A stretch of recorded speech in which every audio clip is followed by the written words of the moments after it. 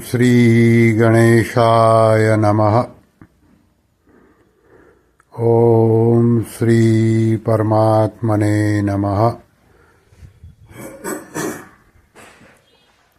अध्याय 6 श्लोक क्रमांक 10।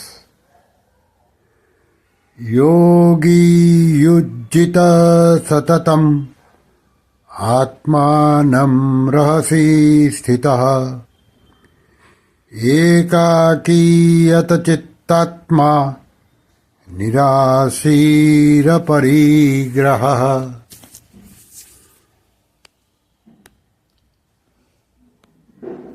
जो समता यानी कि समबुद्धि कर्मयोग से प्राप्त होती है, वही समता ध्यान योग से भी प्राप्त होती है। इसलिए भगवान ध्यान योग का प्रकरण प्रारंभ करते हुए ध्यान योग के लिए प्रेरणा ये श्लोक में देते हैं। ये श्लोक का भाषांतर, योग बुद्धि से संग्रह न करने वाला इच्छा रहित और अंतःकरण तथा शरीर को वश में रखने वाला योगी अकेला एकांत में स्थिर होकर मन को निरंतर परमात्मा में लगाए। अभी इसकी व्याख्या 5वें अध्याय के 27वें 28वें श्लोक में जिस ध्यान योग का संक्षेप में वर्णन किया था, अब यहाँ उसी का विस्तार से वर्णन कर रहे हैं। युज समाधौ धातु से जो योग शब्द बनता है, जिसका अर्थ चित्त वृत्तियों का निरोध करना है, उस योग का वर्णन यहाँ 10वें श्लोक से आरंभ करते हैं। अपरिग्रह चित्त वृत्तियों के निरोध रूप योग का साधन संसार मात्र से विमुख होकर और केवल परमात्मा के सम्मुख होकर किया जाता है। अतः उसके लिए पहला साधन बताते हैं अपरिग्रह, अर्थात अपने लिए सुख बुद्धि से कुछ भी संग्रह न करे।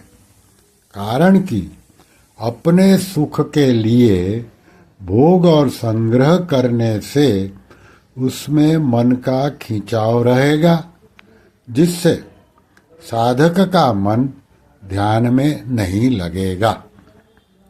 अतः ध्यान योग के साधक के लिए अपरिग्रह होना जरूरी है। फिर दूसरा है निराशी ही। पहले अपरिग्रह पद से बाहर के भोग पदार्थों का त्याग बताया, अब निराशी ही पद से भीतर की भोग और संग्रह की इच्छा का त्याग करने के लिए कहते हैं। तात्पर्य यह है कि भीतर में किसी भी भोगों का भोग बुद्धि से भोगने की इच्छा, कामना, आशा न रखे। कारण कि मन में उत्पत्ति विनाशशील पदार्थों का महत्व, आशा, कामना परमात्मा प्राप्ति में महान पादक है। अतः इसमें साधक को सावधान रहना चाहिए।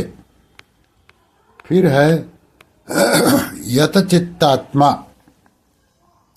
बाहर से अपने सुख के लिए पदार्थ और संग्रह का त्याग तथा भीतर से उनकी कामना आशा का त्याग होने पर भी अंतःकरण आदि में नया राग होने की संभावना रहती है।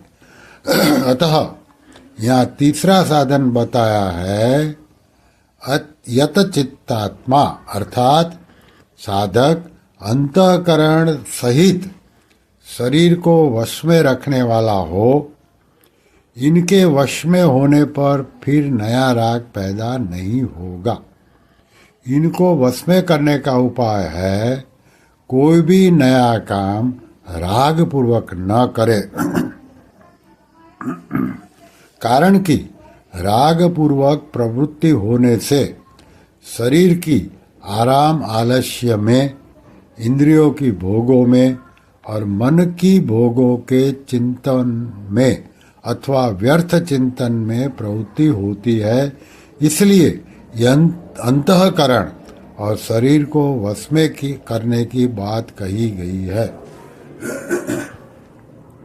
फिर है योगी, जिसका ध्येय लक्ष्य केवल परमात्मा में लगने का है, अर्थात जो परमात्मा प्राप्ति के लिए ही ध्यान योग करने वाला है, सिद्धियों और भोगों की प्राप्ति के लिए नहीं, उसको यहाँ योगी कहा गया है। फिर है एकाकी, ध्यान योग का साधक अकेला हो, साथ में कोई सहायक न हो, क्योंकि दो होंगे तो बातचीत होने लग जाएगी और साथ में कोई सहायक होगा तो राग के कारण उनकी याद आती रहेगी, जिससे मन भगवान में नहीं लगेगा।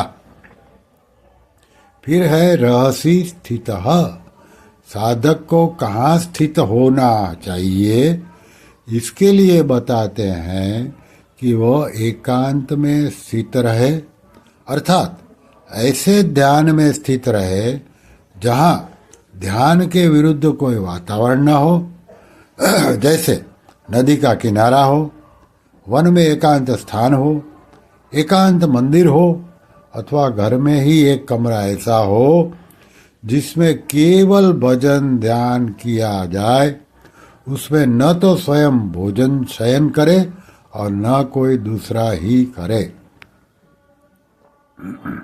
फिर है आत्मानं सततम युज्जीत, उपर्युक्त प्रकार से एकांत में बैठकर मन को निरंतर भगवान में लगाए। मन को निरंतर भगवान में लगाने के लिए खास बात है कि जब ध्यान करने के लिए एकांत स्थान पर जाए, तब जाने से पहले ही यह विचार कर ले, अब मेरे को संसार का कोई काम नहीं करना है, केवल भगवान का ध्यान ही करना है। अब भगवान के सिवाय दूसरे का चिंतन करना ही नहीं है। इस बात को लेकर निरंतर सावधान रहे, क्योंकि सावधानी ही साधना है। साधक के लिए इस बात की बड़ी आवश्यकता है कि वह ध्यान के समय तो भगवान के चिंतन में तत्परतापूर्वक लगा रहे, व्यवहार के समय भी निर्लिप्त रहते हुए भगवान का चिंतन करता रहे, क्योंकि व्यवहार के समय भगवान का चिंतन न होने से संसार में लिप्तता अधिक होती है। व्यवहार के समय भगवान का चिंतन करने से ध्यान के समय चिंतन करना सुगम होता है, और ध्यान के समय ठीक तरह से चिंतन होने से व्यवहार के समय भी चिंतन होता रहता है, अर्थात दोनों समय में किया गया चिंतन एक दूसरे का सहायक होता है। तात्पर्य है कि साधक का साधकपना हर समय जागृत रहे, वह संसार में भगवान को मिलाए पर भगवान में संसार को न मिलाए, अर्थात सांसारिक कार्य करते समय भी भगवत स्मरण करता रहे। यदि ध्यान के लिए बैठते समय साधक अमुक काम करना है, इतना लेना है, इतना देना है, अमुक जगह जाना है, अमुक से मिलना है आदि कार्यों को मन में जमा रखेगा, अर्थात मन में इनका संकल्प करेगा, तो उसका मन ध्यान के ध्यान में नहीं लगेगा। अतः ध्यान के लिए बैठते समय यह दृढ़ निश्चय कर ले कि चाहे जो हो जाए, गर्दन भले ही कट जाए, मेरे को केवल भगवान का ध्यान ही करना है। ऐसा दृढ़ विचार होने से भगवान में मन लगाने में बड़ी सुविधा हो जाएगी।